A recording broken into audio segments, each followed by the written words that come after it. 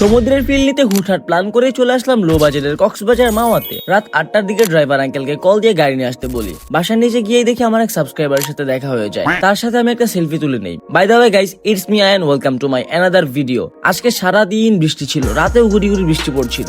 এদিকে ড্রাইভার আঙ্কেলের জন্য আমরা কালশির মোড় অপেক্ষা করতে থাকি। আজকে আমার সাথে আছে ইয়াসিন, তুহিন, জুনায়েদ এবং আমি। আমরা চারজনে আবহাওয়া থেকে হুটহাট প্ল্যান করি মাওয়া যাওয়ার জন্য।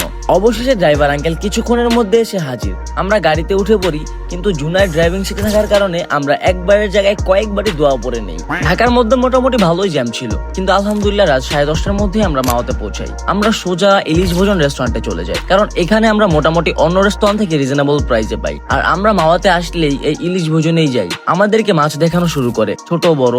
আমরা মাঝারি সাইজের 2টা মাছ সিলেক্ট করি, আর তুহিন দামাদামি করে। মাছগুলো প্রথমে ভালোভাবে পরিষ্কার করা শুরু করে। এইদিকে তুহিন কার সাথে জানি প্রেম আলাপে ব্যস্ত। ও কিন্তু সারা রাস্তায় গাড়িতেও জানি কার সাথে দুষ্টু মিষ্টি কথা বলতেছিল। জিজ্ঞেস করলে বলে যে আপু হয়। মাছগুলো কিন্তু কেটে কেটে এরপরে ভালো মতো মশলা দিয়ে সরিষার তেল দিয়ে দেয়, সাথে কিন্তু বেগুনও ছিল। আর হ্যাঁ, মাওয়াতে আপনারা সবাই জানেন সরিষার তেলের জন্য কিন্তু এক্সট্রা পে করতে হয়। আর আমাদের এইদিকে ফাইজলামি তো শেষই হয় নাই। কেউ কখনো ভিডিও করতেছে, কেউ ছবি তুলতেছে, আবার আমরাই ফাইজলামি করছি। সবকিছু রেডি হওয়ার পর আমরা রেস্টুরেন্টের ভিতরে ঢুকি। ডেকোরেশন মোটামুটি ঠিকই ছিল, আর আলাদা একটি এসি রুমও আছে। আমরা সেই এসি রুমেই বসি। সবাই আগে থেকে বসেছিল, খাবার কখন আসবে আর তারা থপ করে খেয়ে ফেলবে। খাবারগুলো সামনে আসার পর আমারও তো একদম লোভ লাগছিল, কিন্তু সমস্যা হচ্ছে আমি মাছ খেতে পারি না। তুহিন সবাইকে সার্ভ করে দেয়, আমি মাছ খাই না, তাই আমি মাছের ডিম, লেজের ভর্তা, বেগুন ভাজা, ডাল এগুলো দিয়েই আমার খেতে হয়। মাওয়া আসে সবাই ইলিশ খাওয়ার জন্য, কিন্তু আমার আসা শুধু বাতাস খাওয়ার জন্য। খাওয়া শেষে একটু বিচের ফিল নিতে চলে যাই সোজা ঘাটে।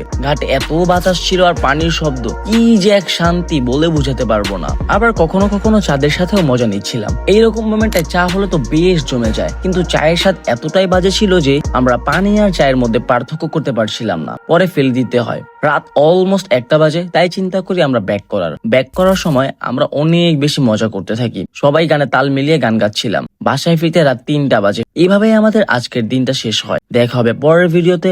ততদিন ভালো থাকবেন, সুস্থ থাকবেন। আল্লাহ হাফেজ।